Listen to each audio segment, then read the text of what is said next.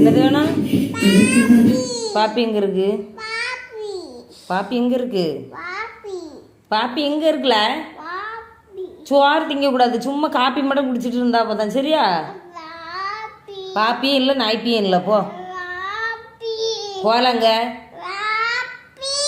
தர முடியாது, தர முடியாது.